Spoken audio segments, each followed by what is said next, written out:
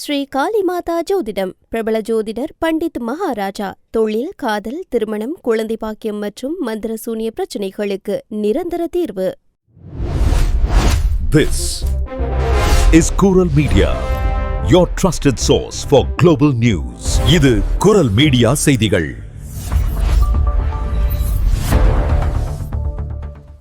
இது குரல் மீடியாவின் இன்றைய பிரதான செய்திகள். செய்திகளை வாசிக்கும் நான் கோகுலநாதன் தமிழினி. முதலில் தலைப்புச் செய்திகள். பிரான்சில் மருத்துவ விடுப்பு செலவுகளை கட்டுப்படுத்த புதிய சட்டம். செப்டம்பர் 1 முதல் அமலுக்கு வரும் கட்டுப்பாடுகள். பிரான்சிலிருந்து அயர்லாந்துக்கு போதைப் பொருள் கடத்தல். 2.5 மில்லியன் பவுண்டுகள் மதிப்புள்ள பார்சல் பறிமுதல். பிரான்சில் குழந்தைகள் பாதுகாப்பை உறுதி செய்ய குற்ற பின்னணி சரிபார்ப்பு முறைமை தீவிரம்.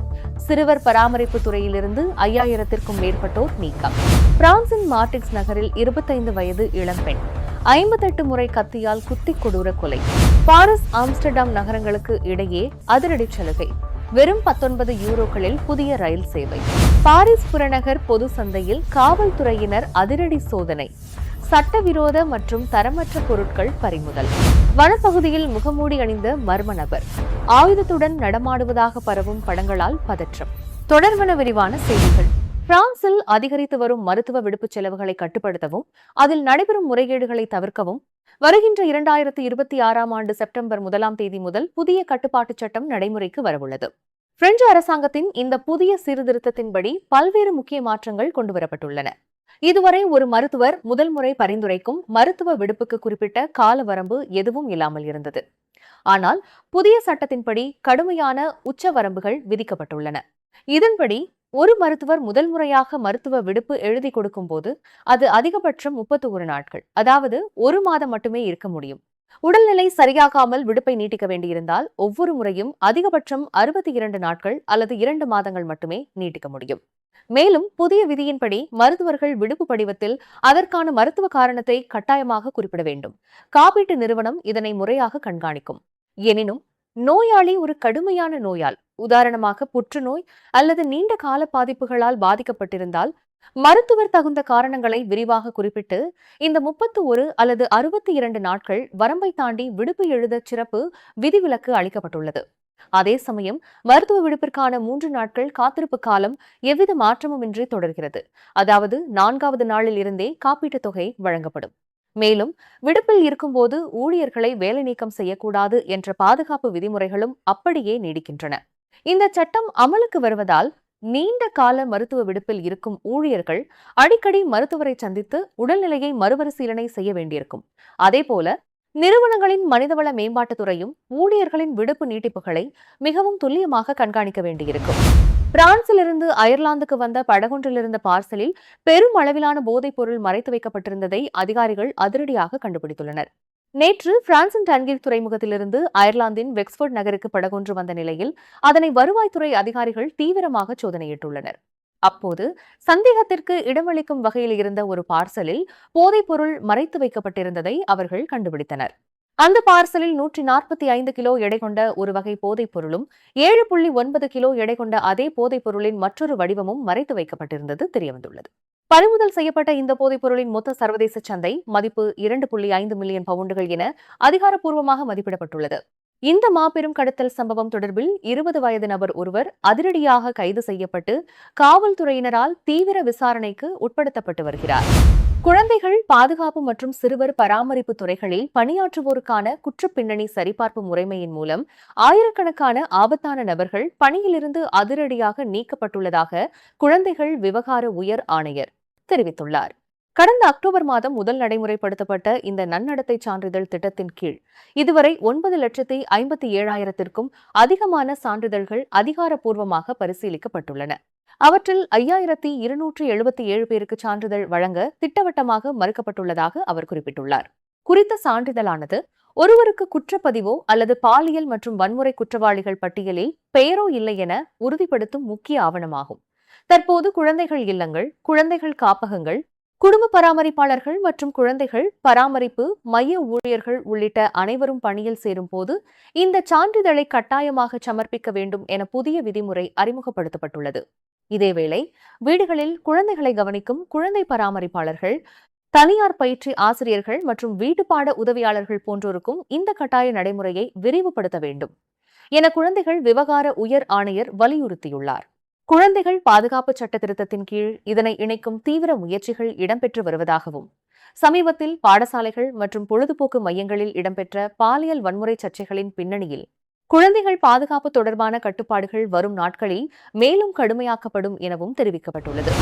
பிரான்சின் தென்பகுதியில் உள்ள மார்டிக்ஸ் நகரில் 25 வயதான இளம்பெண் ஒருவர் 58 முறை கொடூரமாக கத்தியால் குத்திக் கொல்லப்பட்ட சம்பவம் ஒன்று அரங்கேறியுள்ளது. இந்த கொடூர படுகொலை தொடர்பாக உயிரிழந்த பெண்ணுடன் வாழ்ந்து வந்த 40 வயதுடைய நபர் கைது செய்யப்பட்டு நீதிமன்ற காவலில் சிறையில் அடைக்கப்பட்டுள்ளார்.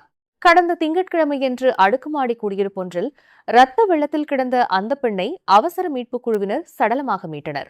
பிரேத பரிசோதனை முடிவுகளில் கூர்மையான ஆயுதத்தால் அந்த பெண்ணின் தலை, கழுத்து மற்றும் மார்பு பகுதிகளில் 58 முறை கொடூரமாக குத்தப்பட்டிருப்பது உறுதி செய்யப்பட்டுள்ளது. இது திட்டமிட்டு நடத்தப்பட்ட படுகொலை என்பதை மருத்துவ அறிக்கை நிரூபிப்பதாக ஐக்சென்-புரோவென்ஸ் நகர அரசு தரப்பு வழக்கறிஞர் அதிகாரப்பூர்வமாக தெரிவித்துள்ளார். இருப்பினும் இந்த குற்றச்சாட்டை சந்தேகத்திற்குரிய அந்த நபர் திட்டவட்டமாக மறுத்துள்ளார். தான் வேலையை முடித்துவிட்டு வீட்டிற்கு வந்தபோது தனது துணைவி ரத்த வெள்ளத்தில் மயங்கி கிடந்ததை கண்டு அதிர்ச்சியடைந்து அக்கம் பக்கத்தினரின் உதவியை நாடியதாக அவர் தரப்பில் விசாரணையின் போது தெரிவிக்கப்பட்டுள்ளது. ஆனாலும் முதற்கட்ட விசாரணைகள் மற்றும் சம்பவ இடத்தில் கிடைத்த தடயங்களின் அடிப்படையில் அவர் மீது கொலை வழக்கு பதிவு செய்யப்பட்டு தீவிர விசாரணை முடுக்கிவிடப்பட்டுள்ளது. பிரான்சில் இவ்வாறு பெண்களுக்கு எதிரான குடும்ப வன்முறைகள் தொடர்ந்து அதிகரித்து வருகிறது. கடந்த 2023 மற்றும் 2024 ஆண்டுகளுக்கு இடைப்பட்ட காலத்தில் மட்டும் தங்களின் கணவர் அல்லது முன்னாள் துணைவர்களால் பெண்கள் கொல்லப்படும் சம்பவங்கள் 11% அளவுக்கு அதிகரித்துள்ளன. கடந்த ஆண்டு மட்டும் 107 பெண்கள் இவ்வாறு படுகொலை செய்யப்பட்டுள்ளனர். இந்த நிலைமை குறித்து வேதனை தெரிவித்துள்ள பிரான்ஸ் உள்துறை அமைச்சர் லாரண்ட் நூனேஸ், இதுபோன்ற கொடூர குற்றங்களை தடுக்க காவல்துறையினர் முழு வீச்சில் செயல்பட்டு வருவதாக உறுதியளித்துள்ளார். ஸ்ரீ காளிமாதா ஜோதிடம் பிரபல ஜோதிடர் பண்டித் மகாராஜா. தொழில், கல்வி, வியாபாரம் மற்றும் மந்திர சூனிய பிரச்சினைகளுக்கு நிரந்தர தீர்வு. நெதர்லாந்தைச் சேர்ந்த ஸ்டார்ட் அப் நிறுவனமான கோவோல்டா பாரிஸ் மற்றும் ஆம்ஸ்டர்டாம் நகரங்களுக்கு இடையே தினசரி ரயில் சேவைக்கான டிக்கெட்டுகளை 19 யூரோ முதல் விற்பனை செய்ய தொடங்கியுள்ளது. இந்த சேவை வரவிருக்கும் டிசம்பர் 14ஆம் தேதி முதல் முழுமையாக இயக்கப்படும். இது தற்போது இந்த வழித்தடத்தில் முன்னிலை வகிக்கும் யூரோஸ்டார் நிறுவனத்திற்கு நேரடி போட்டியாக அமைகிறது.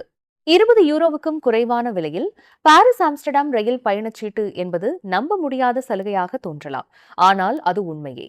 கடந்த மே 28ஆம் தேதி முதல் கோவோல்டா தனது முன்பதிவு சேவையை தொடங்கியுள்ளது. இதன் மூலம் இதுவரை யூரோஸ்டார் ஆதிக்கம் செலுத்திய சந்தையில் புதிய போட்டி உருவாகியுள்ளது. சுமார் 7 மணி நேரம் நீளும் இந்த பயணம் பிரான்ஸ், பெல்ஜியம் மற்றும் நெதர்லாந்து ஆகிய நாடுகளில் உள்ள 11 நிலையங்களில் நிற்கும்.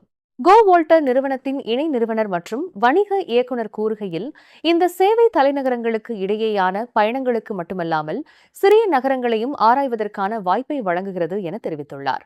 குறிப்பிடத்தக்க வகையில் ஏற்கனவே சிறப்பாக இணைக்கப்பட்டுள்ள பிரசல்ஸை தவிர்த்து 2.6 லட்சம் மக்கள் தொகையுடைய வரலாற்று சிறப்புமிக்க கென்ட் நகரை கோவோல்டா தேர்வு செய்துள்ளது. இதன் மூலம் பாரிஸ் அல்லது ஆம்ஸ்டர்டாமில் இருந்து கென்ட்டுக்கு நேரடி சர்வதேச ரயில் இணைப்பு கிடைத்துள்ளது. இதன் உள்நாட்டு வழித்தடங்களுக்கு பயணச்சீட்டு விலை 10 யூரோக்கள் முதல் தொடங்குகிறது. இந்த ரயிலில் 9 எக்கானமி வகுப்பு பெட்டிகள், ஒரு கம்ஃபர்ட் வகுப்பு பெட்டி மற்றும் ஒரு உணவக பெட்டி என மொத்தம் 11 பெட்டிகள் இருக்கும். இதில் 840 பயணிகள் வரை பயணிக்க முடியும். இது கோவோல்டா நிறுவனத்தின் முதல் முயற்சி அல்ல.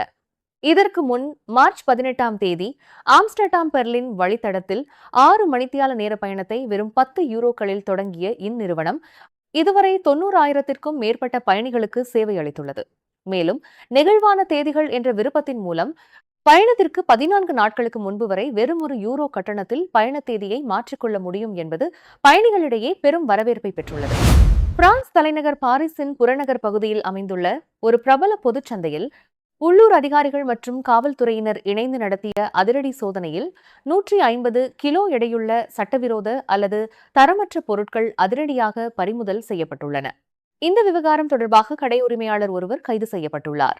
பாரிஸ் மற்றும் அதன் சுற்றுவட்டார பகுதிகளில் பொதுமக்களின் பாதுகாப்பு மற்றும் சட்ட ஒழுங்கை உறுதிப்படுத்த பிரெஞ்சு அதிகாரிகள் தொடர்ந்து இத்தகைய திடீர் சோதனைகளை மேற்கொண்டு வருகின்றனர். பொதுவாக இத்தகைய சோதனைகளில் சில முக்கிய காரணங்களுக்காக பொருட்கள் பறிமுதல் செய்யப்படுவது வழக்கம். பிரான்ஸ் நாட்டு சட்ட திட்டங்களுக்கு உட்பட்டு இறக்குமதி செய்யப்படாத அல்லது வரியோ உரிமமோ இல்லாமல் முறையான ஆவணங்கள் இன்றி சந்தைக்கு கொண்டுவரப்படும் பொருட்கள் இதில் முடக்கப்படும். மேலும் உணவுப் பொருட்களாக இருக்கும் பட்சத்தில் அவை மனித நுகர்வுக்கு உகந்ததா என்ற சுகாதாரத்துறையின் விதிகளை மீறியிருந்தாலும் கடும் நடவடிக்கை எடுக்கப்படும். பிரபலமான பிராண்டுகளின் பெயர்களில் விற்கப்படும் போலியான தயாரிப்புகளும் இந்த சோதனைகளின் மூலம் கண்டறியப்பட்டு அளிக்கப்படும். தற்போதைய அதிரடி நடவடிக்கையின் மூலம் சந்தையில் நடைபெற்று வந்த சட்டவிரோத வணிகம் தடுக்கப்பட்டுள்ளதுடன் பிடிபட்ட சம்பந்தப்பட்ட கடைக்காரரிடம் காவல்துறையினர் தீவிர விசாரணை நடத்தி வருகின்றனர். பிரான்சின் சைன் எட் மார்ன் மாகாணத்தில் உள்ள வைரஸ் சர் மான் வனப்பகுதியில் முகமூடி அணிந்த நபர் ஒருவர் ஆயுதம் போன்ற ஒரு பொருளுடன் நடமாடும் புகைப்படங்கள் சமூக வலைதளங்களில் வெளியாகி பெரும் பதற்றத்தை ஏற்படுத்தியுள்ளன. இந்த சம்பவம் அப்பகுதி மக்களிடையே அச்சத்தை விதைத்துள்ள நிலையில் தேவையற்ற வதந்திகளை தவிர்க்கும் பொருட்டு நகரசபை பாதுகாப்பை தீவிரப்படுத்தியுள்ளது. அப்பகுதிக்கு சென்ற சிலரால் எடுக்கப்பட்டதாக கூறப்படும் 2 புகைப்படங்கள் முகநூல் தளத்தில் பகிரப்பட்டன. அதில் மர்ம நபர் ஒருவர் சந்தேகத்திற்குரிய வகையிலும் பொது இடத்தில் அநாகரிகமான முறையிலும் நடந்து கொண்டதாக பதிவிடப்பட்டிருந்தது. கையில் அவர் வைத்திருந்தது உண்மையான ஆயுதமா அல்லது போலியானதா என்பதை தங்களால் உறுதிப்படுத்த முடியவில்லை என்றும், நாய்களுடன் சென்ற தங்களை கண்டதும் அந்த நபர் தப்பியோடிவிட்டதாகவும் அந்த பதிவை வெளியிட்டவர் குறிப்பிட்டிருந்தார். இந்த செய்தி இணையத்தில் காட்டுத்தீ போல பரவியது. சிலர் இது டிக்டாக் காணொலிக்கான படப்பிடிப்பாக இருக்கலாம் என்றும், வேறு சிலர் இது முற்றிலும் போலியான செய்தி என்றும் தங்களின் பல்வேறு அனுமானங்களை தொடர்ந்து விவாதித்து வருகின்றனர். பொதுமக்களின் இந்த தொடர் விவாதங்களை கவனித்த நகரசபை மக்களின் அச்சத்தை போக்கும் விதமாக உடனடியாக ஓர் அதிகாரப்பூர்வ அறிக்கையை வெளியிட்டது. அந்த வனப்பகுதியில் உடனடி ஆபத்து ஏதுமில்லை என்றாலும் மக்களின் பாதுகாப்பை கருத்தில் கொண்டு முன்னெச்சரிக்கை நடவடிக்கையாக காவல்துறையினரின் ரோந்து பணிகள் முடுக்கிவிடப்பட்டுள்ளதாக அதில் தெரிவிக்கப்பட்டுள்ளது. மேலும் கண்காணிப்பு கேமராக்கள் மூலமும் வனப்பகுதியின் எல்லைகள் தீவிரமாக கண்காணிக்கப்பட்டு வருகின்றன. இதுகுறித்து காவல்துறை அதிகாரிகளுடன் நேரில் ஆலோசனை நடத்தியுள்ள நகர மேயர் பொதுமக்கள் சமூக வலைதளங்களில் உறுதிப்படுத்தப்படாத தகவல்களையும் வதந்திகளையும் பரப்புவதை தவிர்க்க வேண்டும் என கேட்டுக் கொண்டுள்ளார். அசாதாரணமான சூழல் அல்லது சந்தேகத்திற்குரிய நபர்களை கண்டால் பதற்றமடையாமல் உடனடியாக 17 என்ற அவசர எண்ணை தொடர்பு கொண்டு காவல்துறைக்கு தகவல் தெரிவிக்குமாறும் அவர் வேண்டுகோள் விடுத்துள்ளார். முன்னதாக தகவல் அறிந்து சம்பவ இடத்திற்கு விரைந்த உள்ளூர் மற்றும் தேசிய காவல்துறையினர் அங்கு தீவிர தேடுதல் வேட்டை நடத்தியும் எவரையும் கண்டுபிடிக்க முடியவில்லை என்பது குறிப்பிடத்தக்கது. நீங்கள் இதுவரை கேட்டது குரல் மீடியாவின் பிரதான செய்திகள். மேலும் இதுபோன்ற செய்திகளை அறிய குரல் மீடியாவை சப்ஸ்கிரைப் செய்யுங்கள்.